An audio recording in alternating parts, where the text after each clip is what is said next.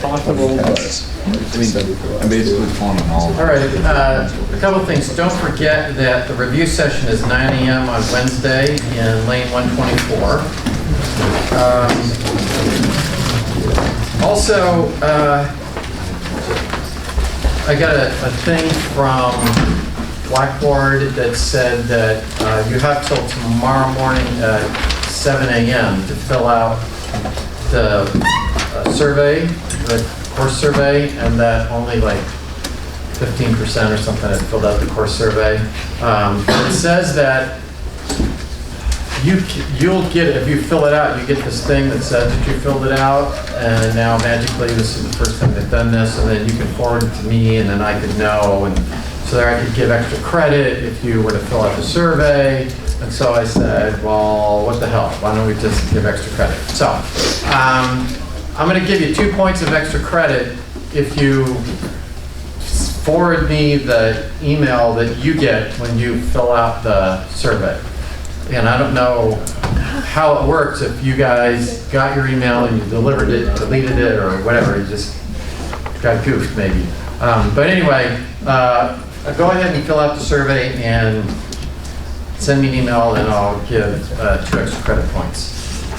The other thing is, Andrew had said that he had trouble with the take-home essay. But you looked in the Wolfram box folder, Econ 105, it says Spring 2019 take-home essay, right? Okay. Well, I wasn't sure if that was a goof up because it was showing up on mine, so I had Professor Clark come over, and he's my roadie, so he takes care of this stuff for me. So anyway, he evidently sent you out an email that gives you the direct link somehow to the spring take-home essay. So anyway, take-home essays out there. It should be just right in that Wolfram 105 folder, and you also probably got an email from him saying, from me, that he sent out, that gives you a direct link to what the take-home essay. All right. I don't know if I got that email. I don't know if I got it. The second email? He sent it out this morning. I didn't get it. Yeah. So anyway, but you guys have access to the take-home essay, right? It's not a problem there. All right. Okay. So I also posted in the folder, the 105 folder, there's a folder, Keynesian Economics, which has a bunch of articles that sort of help you keep track of things. And I just found one this morning that the Monetarist Center sent out that is a description, it's like a 2-page description of the Federal Reserve and how it works and monetary policy and stuff. So you might want to take a look at that when you're looking at doing your take-home essay. But we were talking about what you got aggregate demand and you have aggregate supply for looking at the Keynesian model, and you have P and Q. And what the Keynesian model says, we get to equilibrium at less than full employment. So how do you get to full employment? Well, we said, well, you shift the aggregate demand curve to the right. And we said, well, you could do that by reducing taxes, because if you reduce taxes, that increases disposable income, increasing disposable income, increasing consumption demand, aggregate demand shifts to the right. We'd like to increase or decrease taxes on people who are going to spend more, so we don't get involved in this paradox of thrift. So we noted that Barack Obama reduced the Social Security tax because it would go more towards the low-income folks than a regular income tax and result in more consumption, assuming they have a higher margin to consume. Then we said we could increase government spending, and that automatically shifts the aggregate demand curve to the right. So shifting the aggregate demand curve to the right by increasing spending on teacher salaries or building a bridge or whatever. So of course that's what Obama did, was we had the shovel-ready projects under the stimulus package. We also noted that it doesn't matter what it spends it on, GDP, the number is going to go up. So I gave you that example of the Depression War and Cold War book. That has a nice description about what are some of the problems in the way that we actually calculate GDP using G, because it doesn't really matter what it spends it on, you're going to get an increase in GDP numbers. The third thing we said, okay, can you increase investment demand? Well, how do you do that? Well, we noted that you can try to increase people's belief that the economy is doing well, but that's hard for government to do. And so we said, well, if you have interest rates and investment, we said there's an opportunity cost to investing in a machine or investing, or building a factory or something. And at high interest rates, the opportunity cost of investing is going to be higher, so investment demand is going to be lower, and as interest rates fall, then investment demand goes up. So if I'm the Fed, what do I want to do? I want to decrease interest rates if I want to increase investment demand. So then the question is, how do I do that? And the way that we would do that is to, let's think about money supply and money demand. And what we're going to do is we're going to assume that there's an interest rate here, and if we put M here, let's assume the Fed can determine what the money supply is.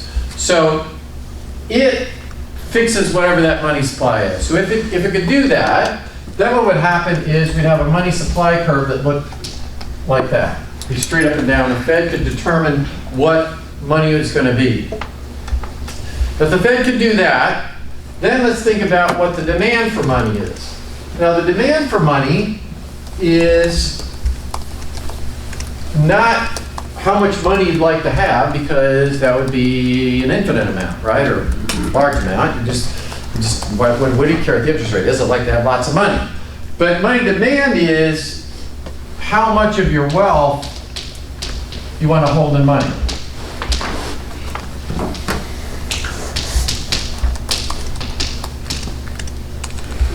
That is, you can hold your wealth in lots of things which are not money. Last time we talked about just the simple definition of money that we're using here is either cash in your pockets, right, currency in the hands of the public, or checking accounts, demand deposits.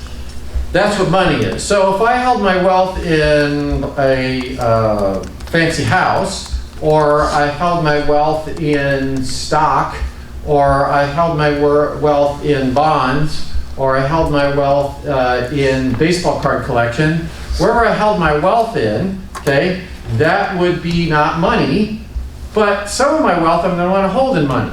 Because when I go to the Kroger's and I go to buy something there, I can't take a bond in there. I can't take a portion of my house in there and trade it for a box of cereal. So how am I going to be able to buy the box of cereal? I got to have some money. So there's a transactions gain to having money and your wealth in money rather than something else. So now we got to think about, just like we have thought about lots of times here, is what's the opportunity cost to holding money? Right? Again, we're simplifying, Econ 203 down into a very short number of lectures. But think through it. If we just think about it, suppose, just like we did with investment demands, there was an opportunity cost to buying a robot. Okay, there's an opportunity cost to building a factory, and we said, let's assume the only other thing you could do was to buy bonds, right? And we just said, okay, that's the opportunity cost. And if interest rates on bonds are high, you won't invest so much. If interest rates are low, you'll invest more. Exactly the same thing. If interest rates are high, then there's an opportunity cost to holding your wealth in checking accounts or cash because they don't pay interest. So if bonds were paying 10%, then if you were to hold your wealth in money, it's not earning any interest. So at high interest rates, what would you do? You wouldn't hold so much in cash, you would hold it in bonds, and then when you went to the Kroger's, you might sell a bond or something, but you would keep in your checking account as little as you needed for everyday transactions, and you wouldn't hold any excess. If the convenience of having the money there to spend on stuff is high, then if interest rates are low, you're going to keep it in cash. If interest rates were zero, you might as well hold, not hold any bonds and hold lots of stuff in your pocket. So at low interest rates, we would expect to see the demand for money to be large, and at high interest rates, we'd expect the demand for money to be low. And so what would we expect over time? We expect this thing to come into equilibrium with some equilibrium interest rate where the money demand is equal to money supply. So if I wanted to affect interest rates, what would I do? I'd be shifting that money supply curve back and forth, right? If I wanted to make interest rates lower, then I ought to increase the money supply. So if you're a Keynesian and you think that we're stuck here at QE and we want to get to QF, what should you do? Well, if I'm going to try to shift the investment demand curve to the right, I've got to lower interest rates. If I want to lower interest rates, I need to increase the money supply. So I got to make this thing go over there. If I do, then I'm going to get I prime, and I'm going to get M prime is going to be up there. But as the interest rate falls, I'm going to get more investment demand. As I get more investment demand, the aggregate demand curve is going to shift to the right. So what do you want the Fed to do? You want the Fed to lower interest rates. And of course, if we look at what happened during the Great Recession, that's what the Fed did. The Fed was out there trying to lower interest rates. Why was it doing that? Because it wanted to increase investment demand. If investment demand is related to the interest rate, then you ought to lower the interest rate. How do you do that? Increase the money supply. So the other question is, okay, how does the Fed increase the money supply?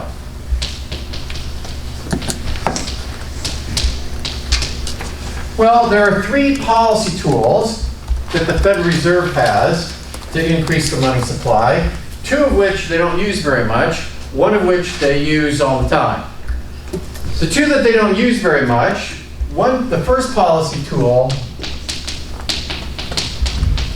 is, what might be obvious, is what's the reserve requirement? Right? Because if we remember from Friday, how much does the money supply go up? If the banks hold no excess reserves, right? So if we have no excess reserves, then what will happen is you get a change in the reserve divided by the reserve requirement, right? That was the change in money, right? Because we said if somebody put $100 into the bank that they found, and the reserves went up by $100, and the interest rate were 10%, I could keep loaning out until the $100 was 10% of whatever the checking accounts were, which is $1,000. If, on the other hand, I made the I made the reserve requirement 50%, and you put $100 in reserves, then what's going to happen is the $100 is only going to work for $200 in checking accounts, so I'm only going to double what the increase in the money supply would be from an injection of reserves of $100. So the lower the reserve requirement, right? So if the lower the reserve requirement, then you increase the money supply, right? Because if I made the reserve requirement 1%, that $100 could support I don't know, whatever 1%, whatever that is, right? You gotta have 1 divided by 1%, which is 0.01, so it'd be times, that would be a big number, okay? But anyway, the point being that if I have low reserve requirements, then I'm going to have a greater increase in the money supply from an injection of reserves.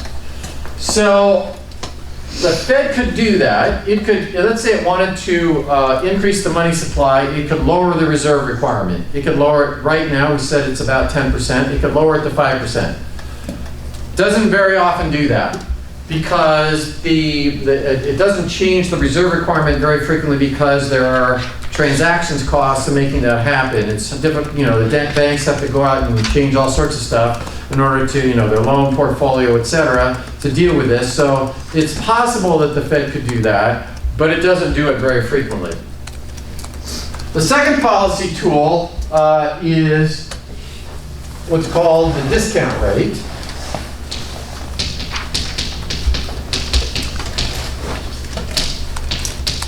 And this is the rate that the banks, that the Federal Reserve charges member banks to borrow. So you're County National Bank, and what happens is you've got, you know, you have your reserve, you've loaned out all your excess reserves, and now what's happening is, what happens is every Wednesday you have to meet the reserve requirement. So you're expecting somebody to come in and pay their loan back on Wednesday, and they don't pay it back. They don't come in. So now you got a problem that you were expecting that to meet your reserve requirement, but now you can't. So what the Fed Reserve will do is loan you money in order to meet your reserve requirement. But it's going to charge you an interest rate on that. So if you were to lower the interest rate, that would encourage banks to loan out more of their money, right? They wouldn't hold so many excess reserves. So the Fed could lower the discount rate in order to increase the excess reserves, to decrease the amount of excess reserves that the banks are holding in order to increase the money supply by increasing the amount of checking accounts out there, the loans and checking accounts. So it turns out that the Fed does change this, but it often changes it in response to market interest rates because it wants to prohibit arbitrage. So suppose that you could borrow your County National Bank and the discount rate was 2%. And market interest rates were 8%. Well, you could make a mortgage for 8%. Why wouldn't you then just borrow from the Fed at 2% and loan out at 8%? So you will see the discount rate moving up and down, but the discount rate is often moving up and down not as a policy tool, but as a response to market interest rates changing around, so the Fed trying to keep the arbitrage from happening. Now, the policy tool that the Fed uses frequently, in fact, once a month the Open Market Committee meets, is the what's called open market operations. And that is the Fed buys and sells bonds. All right, so that's the policy tool that they use. Now, again, I posted in the Keynesian subfolder of 105 this article on, it's a nice brief explanation of how the Fed works. But basically how the Fed works is there are 12 Federal Reserve banks.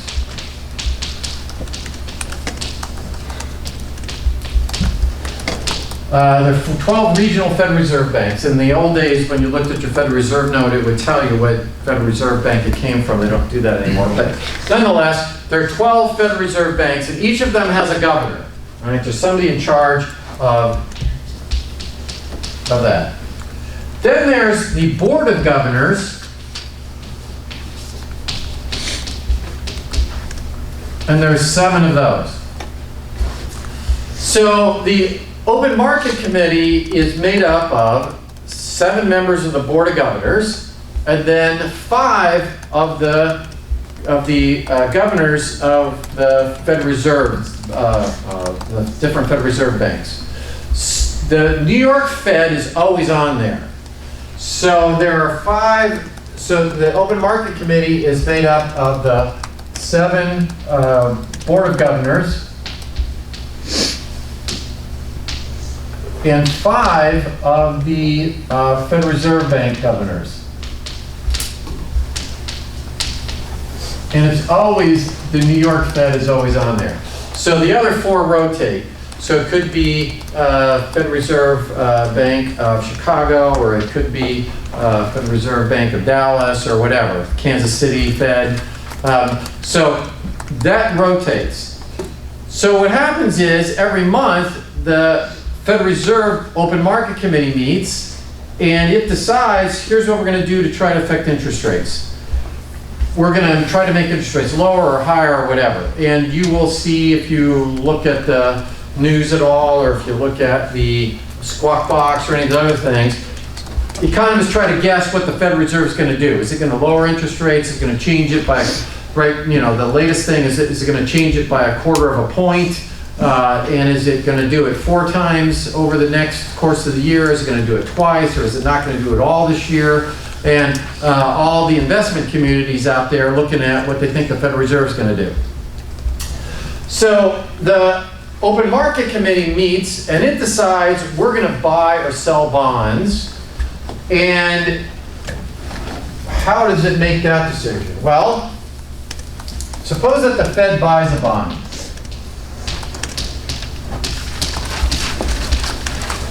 Now, until recently, I have a minute to talk about it maybe in a moment, but until recently, the bonds that the Federal Reserve bought were U.S. Treasuries bonds, okay? So the Fed goes out and it decides it's going to buy U.S. Treasury bonds. The Open Market Committee meets, says, we're going to buy U.S. Treasury bonds. What happens if it buys the bonds? If it buys a bond, then what's that going to do? That's going to increase the reserves of banks.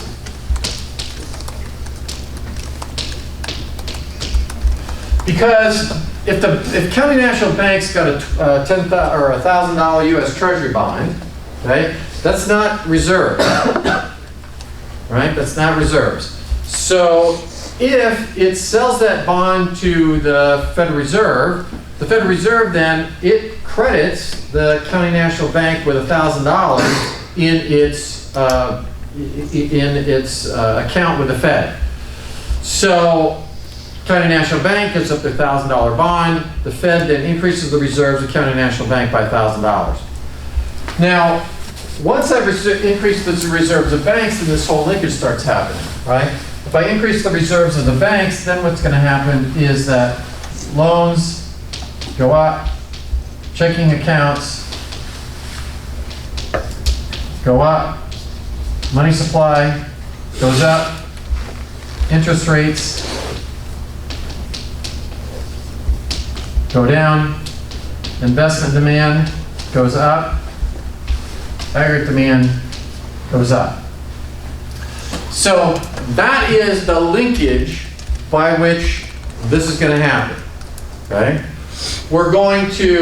Federal Reserve is going to buy a bond. The U.S. Treasury is going to,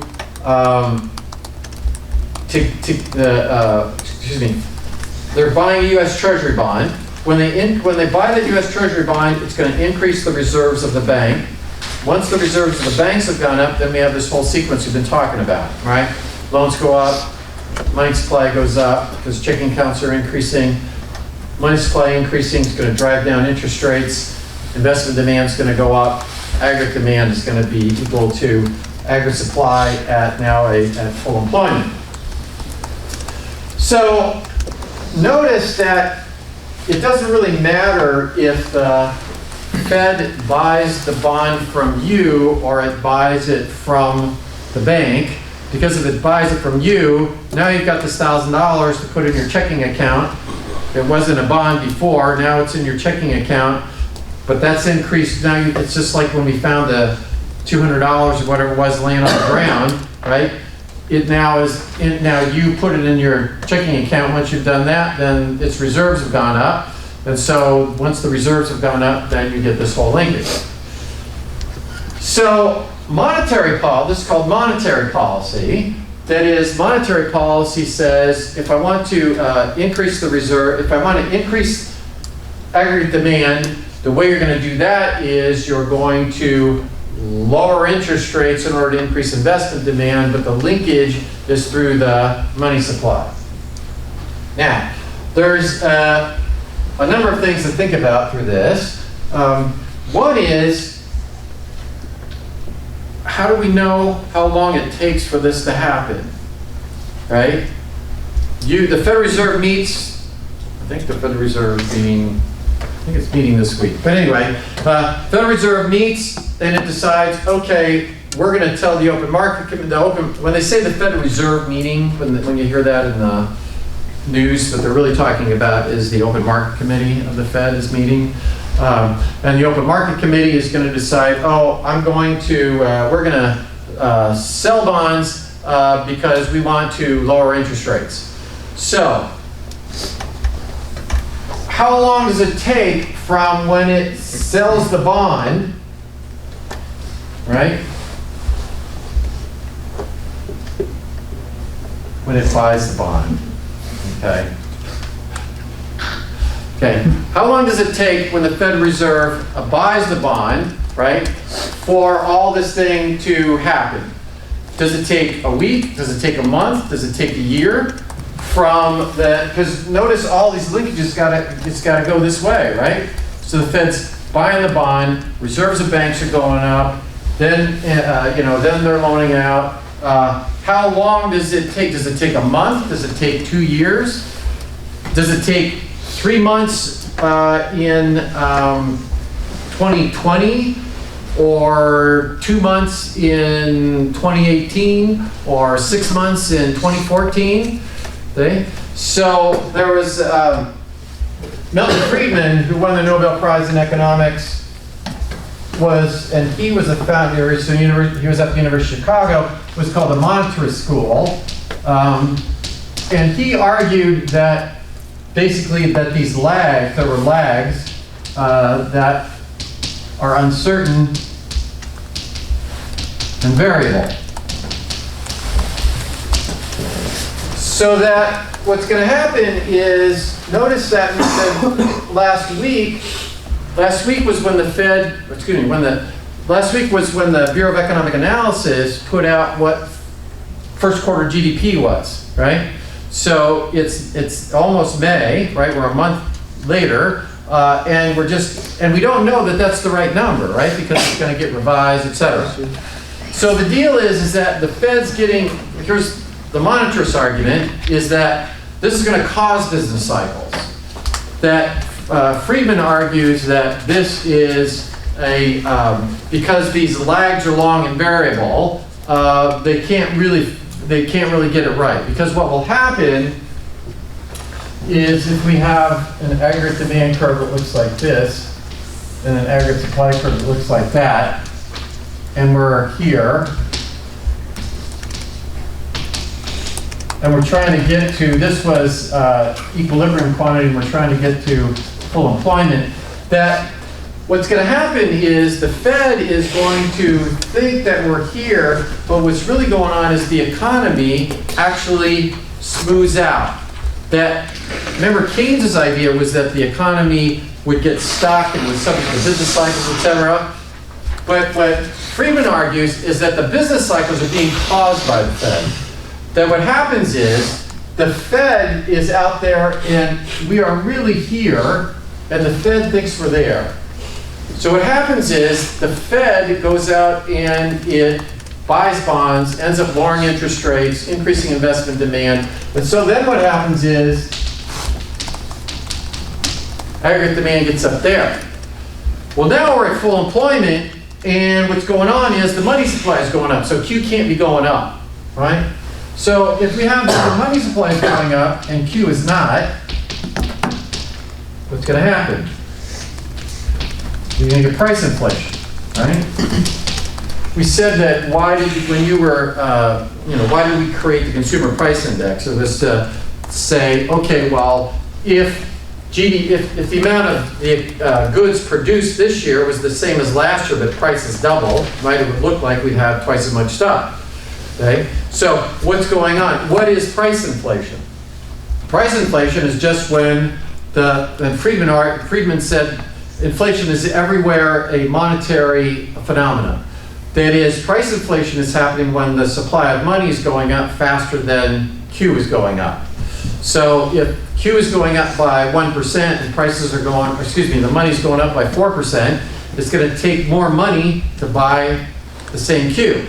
And so price inflation occurs when you get the money supply growing faster than Q. Q can't grow if you're at full employment, so when the Fed's adding to the money supply, that's shifting the aggregate demand curve to the right, but it's driving prices up. So then what that Fed does is it says, got price inflation. We better do what? We better do the opposite. We ought to make interest rates go up to shift that aggregate demand curve back down, so we're gonna sell bonds, right? So once we go to sell bonds, what's going to happen is that aggregate demand curve is going to shift to the left. Just work through, if you want to make sure you're understanding how this works, just work through what happens when the Fed sells bonds. But if that's what's going on, then that aggregate demand curve starts shifting to the left, and then Friedman argues is that, it starts shifting, now the economy itself is stable, so the economy is moving here. And then what happens is the Fed is out there lowering interest rates and moving us that direction. So monetarists argue that the business cycles are being caused by Fed Reserve increasing and decreasing the supply of money, and because the lags are long and variable, they tend to get it wrong. The other thing to think about is think of all the things that have to be known in order to make this thing happen, right? If I'm the Fed, if I'm the Open Market Committee, I have to know, first of all, I got to know where aggregate demand equals aggregate supply at full employment. I got to know what full employment GDP is. Is it when it's 20.32 trillion, or is it when it's 21.6 trillion? How does that relate to the unemployment rate? Is 3.9% full employment? If you looked at 5 years ago, they'd have been telling me 5% was full employment, okay? Now we're at 3.8%, so clearly 5% wasn't full employment, okay? So we got to know that. Then we got to know how much do I need to change interest rates in order for investment. Let's say, okay, we know that there's supposed to be at 21 trillion. How much do I have to increase investment demand for us to get to 21 trillion, right? Because if you sort of think about it, again, if you take Econ 203, it's called a multiplier effect, but bottom line is that as GDP starts rising, what happens, you have more income and then you spend more, right? So I got to know how much do I have to change investment to get to that GDP level. Then I got to know what interest rates have to be in order to get that investment demand there. So I got to know what the interest rate investment demand curve looks like. Then I got to know how much the reserves of banks have to go up in order to change the money supply in order to get to the right interest rate. How can I possibly know all that stuff? Right? That's what and so what the Keynesians argue is that we can figure this out.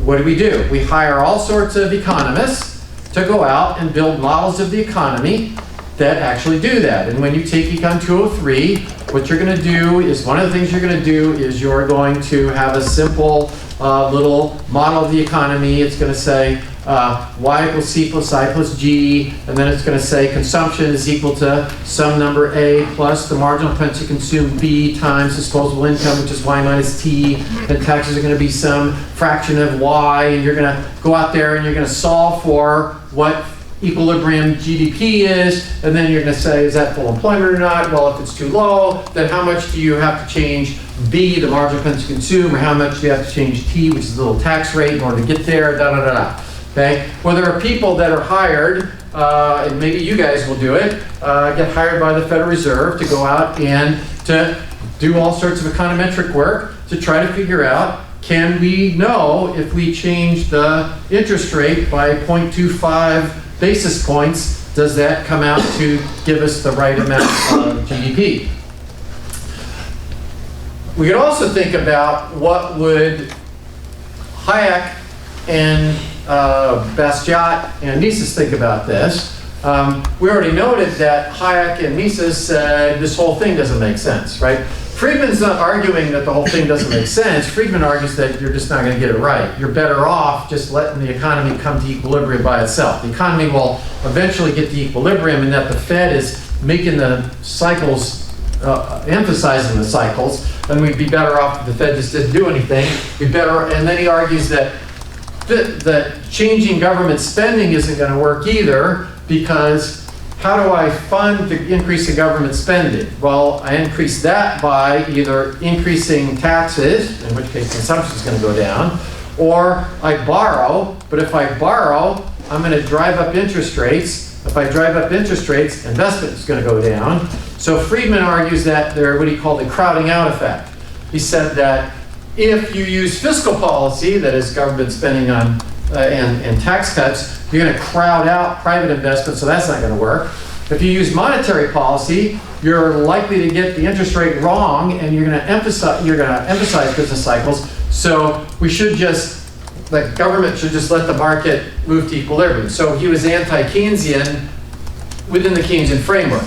Whereas Hayek and Mises argue this whole Keynesian model doesn't make sense. It doesn't make sense to look at aggregate demand. It doesn't make sense to try to add up all the robots that there are and look at what their value is, et cetera. This whole model is just an excuse for government intervention. You can also think through about what the role of government is. That is, Mises would argue that where your government's role is to protect life, liberty, and property, right? It shouldn't be out there trying to set the price of loanable funds. If we don't let the government set the price of toilet paper, why should we let the government set the price of loanable funds? So if we think about that, an alternative way to look at what the interest rate should be, or how is the interest rate determined, an alternative way to look at that is to look at the demand for loanable funds and the supply of loanable funds. And again, if you look at, and I'm not going to, the take-home essay doesn't ask you to do this part, but if you read, well, here's what it does ask. What would Mises and Hayek and Bastiat, or two out of the three, think about this Keynesian model?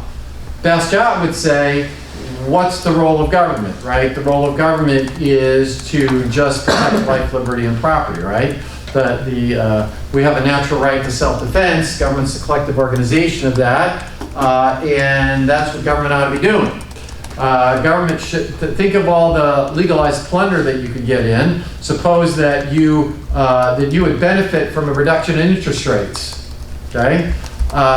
Because you are General Motors and you'd like to make it less expensive to build factories. So what could you do?